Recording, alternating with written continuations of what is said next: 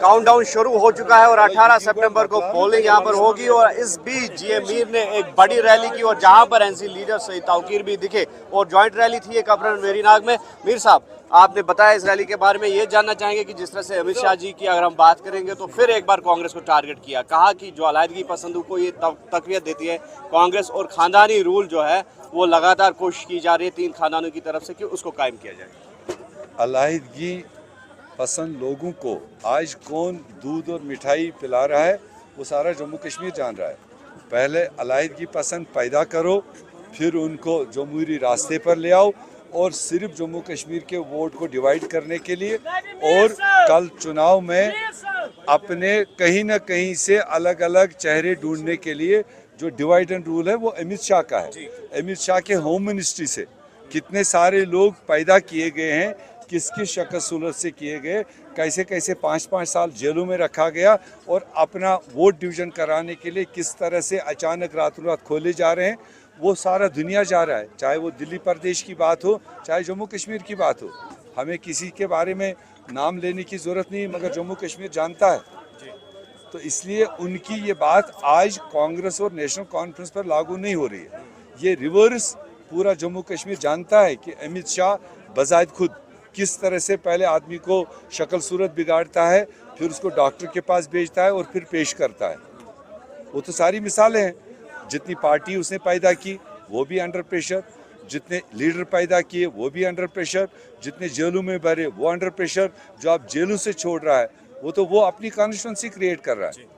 तो राम माधव जी का कहना है कि एक बहुत बड़ा बदलाव आने वाला है, तो जाहिर तौर पर उनका ये इशारा होगा कि बीजेपी यहाँ से हुकूमत बनाएगी। बीजेपी का नाम निशान नहीं रहेगा इस चुनाव में, वो गलतफहमी के शिकार है।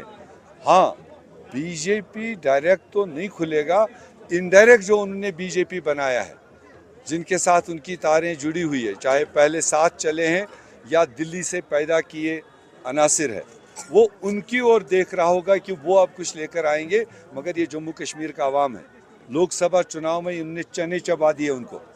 यहाँ का आम आदमी जानता है किसका कनेक्शन कहाँ है, तो इसलिए वो पता नहीं किस ख्वाबों के दुनिया में है। थम्पिंग मेजॉरिटी के साथ हमारा एनसी कांग्रेस का अलायंस वजूद में आएगा और यही अलायंस लोगों की जो तकलीफात है, जो जुल्म है, उसका खात्मा करने का काम करेगा। तो क्या इंजीनियर रशीद इस्तार से जुड़े हैं, मानते हैं आप? वो जनता फैसला करेगी। वो मैं किसी को ज़ाती तौर बताऊंगा वो अच्छा नहीं है, मगर एक सिलेक्टिव तरीके से मतलब उसको उठाया क्यों, उसका चालान क्या, उसका इल्ज़ाम क्या, वही भी जनता को पता नहीं। फिर 5 साल आपने बंद किया और अचानक आप खोल भी रहे हो खुद ही। तो अगर खोलना ही था आप साल भर पहले उसको बेचारे को जमानत देते, 2 साल पहले देते। और अब जिस तरह से सरकार ने सारी सहायता अपनी पार्टी के बाद में अब उस पर डाल दिया, तो ये अवाम तो देख रहा है कि जिसको सारी फैसिलिटेशन, सारी सहायता, सारी सुविधा उसको दी जा रही है, तो उससे तो साफ दिख रहा है कि कहीं ना कहीं प्लेटफार्म एक ही है। तो लास्ट में जानना चाहेंगे जमात इस्लामी और इंजीनियर रशीद का अलायंस किस तरह से आप देखते हैं? अब ये भी, चूँकि मैं तो किसी को जमहूरी रास्ते में चुनाव में आने में मैं अप्रिशिएट करता हूँ, मैं पहले से करता है, चलो देर आए दुरुस्त आए, मगर अब किसको किसके साथ जोड़ना है ये नेचुरल नहीं है, ये डायरेक्शन है, ये डायरेक्टिव है पीछे से। किसको किसके साथ बैठना है, क्या सिग्नल देना है, वो आवाम उसका देखेगा। तो ताऊकीर साहब, आपके तासुरात मुख्तसरन किस बारे में? इस रैली के बारे में और जो अलायंस अभी चल रहा है आपका इस सीट के? देखिए, मेरा पहले दिन से है कि अलायंस हमारे लीडरों ने किया, राहुल जी ने किया, फारूक साहब ने किया। हम अलायंस की इज्जत करते हैं और लोगों से गुजारिश करते हैं कि अलायंस कैंडिडेट जहाँ जहाँ भी हैं उनके हक में वोट डालिए। तो क्या लग रहा है आपको, आमादा हो गए हैं जो नेशनल कॉन्फ्रेंस का कैडर है? जिस तरह से कहीं कहीं पर हमें लगा था कि शायद नेशनल कॉन्फ्रेंस का कैडर जो है वो इस पे जो है आमादा नहीं है। किस आप किस कॉन्स्टिट्यूंसी, इस कॉन्स्टिट्यूंसी ओवरऑल सिनेरियो इस कॉन्स्टिट्यूंसी की मैं बात करूँगा। मैंने पहले दिन से कहा कि गुलाम अहमद मीर साहब हमारे अलायंस कैंडिडेट हैं, इनके हक में वोट डालिए।